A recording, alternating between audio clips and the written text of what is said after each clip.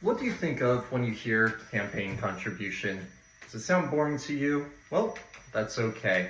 It's totally understandable. However, what if I told you that our politicians and our politics are extremely influenced by campaign contributions and how they represent us is influenced? I believe it's incredibly important to know how your politicians are getting funded. That way, we can make the most coherent, well-informed choices at the ballot box. Now, I've spent many hours learning about politics. It's been something I've been interested in since I've been a teenager. So today, I'd like to go over what campaign contributions are, a brief history of their regulation, and how they are perceived by our major political parties today. So to begin with, let's do a brief overview of campaign contributions. Campaign contributions are according to the Federal Election Commission, anything of value that is given, loaned, or advanced to influence an election. This can come in the form of gifts, money, loans, and promises, even cryptocurrency. And there's different ways politicians can receive contributions. Individual donations is one. If you ever gotten a text where some candidate says, hey, donate $5 to our campaign so we could defeat so-and-so. If you gave them $5, that's an individual donation. There's a couple other methods a politician has to receive money. That's a political action committee and dark money groups. The political action committee is an organization that is solely there to defeat or elect a candidate. There's many different types of political action committees, some formed by corporations, some formed by trade unions, and different ideologies. In the last 2 years, from 2023 to 2024, in the last year, 2023 to 2024, over $300 million was given to campaigns from just the top 50 political action committees. That's according to the Federal Election Commission website as well. There's also a very controversial form of political action committee called the Super PAC. A Super PAC is an organization that can receive unlimited amounts of money from individuals, organizations, unions to influence an election. The only caveat there is they're not allowed to work directly with a campaign. There's also dark money groups. Dark money groups are organizations that do not disclose where the money comes from. But now you could see the different ways that politicians receive money and how that can determine how they represent citizens and how they represent corporations, unions, how it affects their policies. I'd like to now focus on the types of regulations regarding campaign contributions. Back in the day, in the early part of United States history, you can donate as much as you wanted. It was completely unregulated. You could contribute as much as you wanted to any campaign.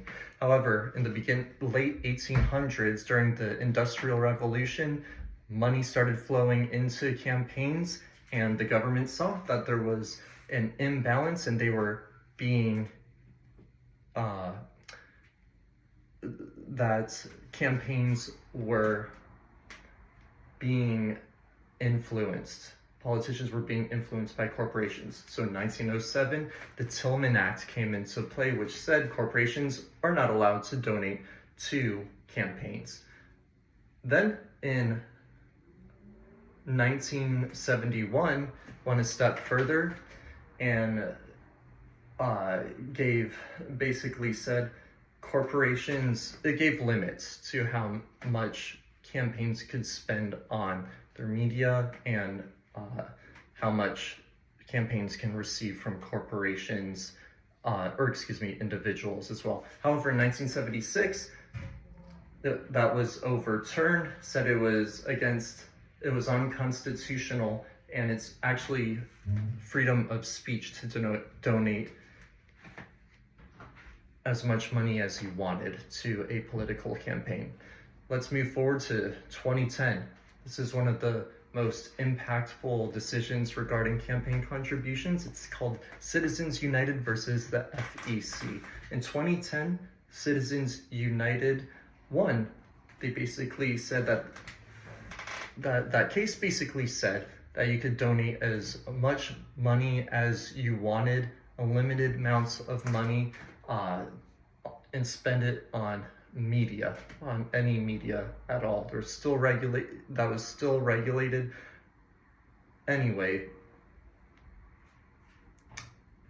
Now, if you watch mainstream news of any kind, you see that one news source is usually leaning in a specific way politically. That's because of Citizens United, because organizations will fund and give to these corporations, these media corporations, to influence, to give their ideology about politics and specific politicians. Now let's talk about how we are today, how our two main parties, Democrat and Republican, look at campaign contributions. Democrats are all about transparency. They believe the more transparent you are, the less likely there is for corruption. But that doesn't negate the fact that many Democrats still take money from political action committees. Many Democrats are taking money from big corporations. However, there has been a shift within the democratic system to move away from accepting money from political action committees. Regardless, Democrats will typically vote for spending limits on campaigns. They'll vote for policies for transparency.